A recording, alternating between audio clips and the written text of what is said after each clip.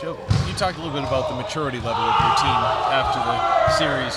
How does that factor into what they're going through now as they await the next opponent? I mean, it's just a decision you have to make every day. So the choice, the preparation that we had today, the details, the execution. We made a decision to do that in practice today. We just got to keep it up.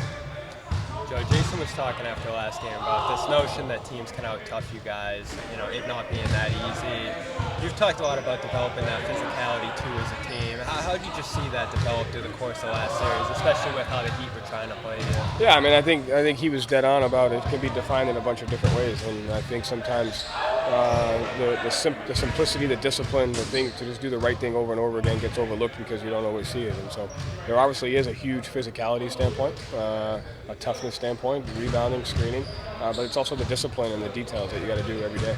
How did he show that last series? Because it was obviously a series where they're showing 2-3 bodies against him a lot. He can't really get his shot off the way he wants to, but he still, was able to do all the other things. I thought his defense was tremendous. I thought his pick and roll defense on the ball handler was really good. I thought his defensive rebounding was good, and I thought the discipline to fight, taking difficult shots versus making extra passes. I thought he showed that, and so I think the thing he's really grown at this year is it's just going to look different every night. It's going to look different every series, and he was able to really adjust this series and find other ways to impact the game, which I think is super important. And he was disappointed with his game 4. It showed his maturity. He said that? Jayson. He said he was disappointed in game 4? No, but if he was. Oh, I have no idea if he was. I know he bounced back in game 5.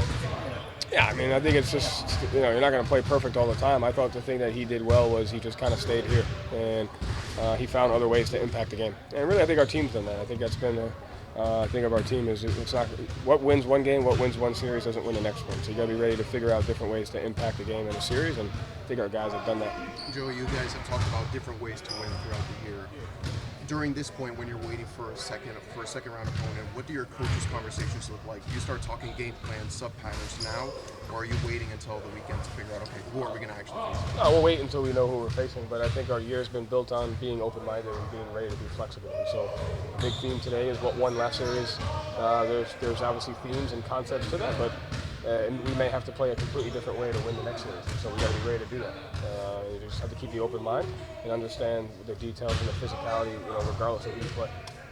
Was there, back to the physicality stuff with Jayson, his kind of perception was that around the league, that's the way to beat you guys. That maybe teams think that at least, that they think, all right, if we can out physical guys, this is our chance. So is that part of your message when you're kind of harping on this stuff?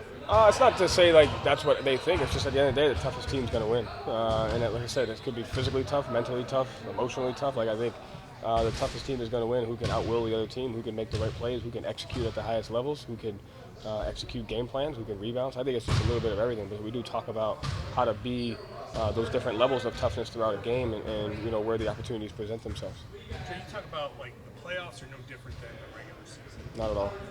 What do you mean by that? What goes into winning? The process of winning is the process of winning. You have to rebound if you want to win a regular season game. You got to rebound if you want to win a playoff game. If you want to win a game, you have to execute. You have to execute in a playoff game. The way we play, sub patterns change all the time.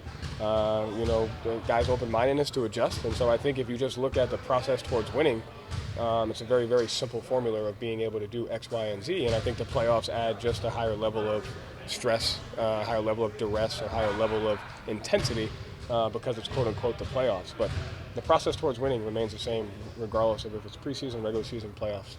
You talk about the higher, a heightened awareness to the end of your season there. How does that impact the team, and how does that get people away from that same thing that you've been heightened awareness to what? What do you mean?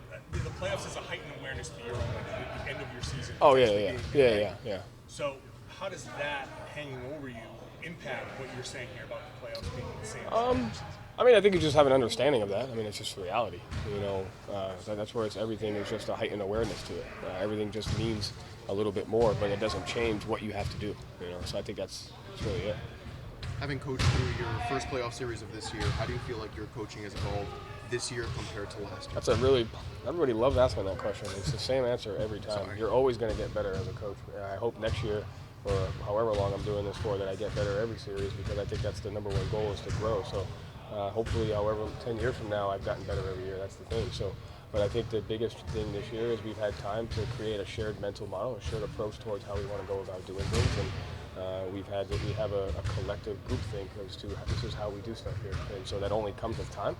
And, it has a lot to do with the staff and the players and all of us kind of doing it together.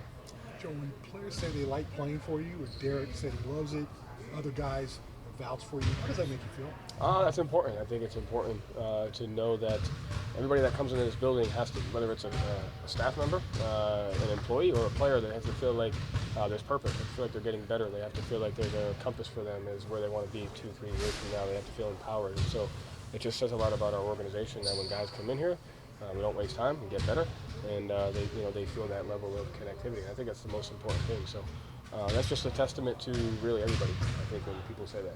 Joe, you talk about guys doing different things on a game-by-game basis, adjusting to what you have to do. How have you seen that buy-in grow? Has it been there with this group from day one, or has it kind of evolved over the It's season? been there from day one. I think it's just open-mindedness, right? I think we've said it a lot. What goes into winning one game won't win the next game. Just because we had this coverage this game, we might have to do something completely different. In the Miami series, we usually switch off ball. We have pockets of not switching, but we went the whole series maintaining off ball. It's not something we did the whole year. We did it in pockets because it was a theme that we had to get better at from previous playoff series where we didn't get to that. So the key is to just be as open-minded as possible and just know you may have to go to something and you got to execute it. Thank you.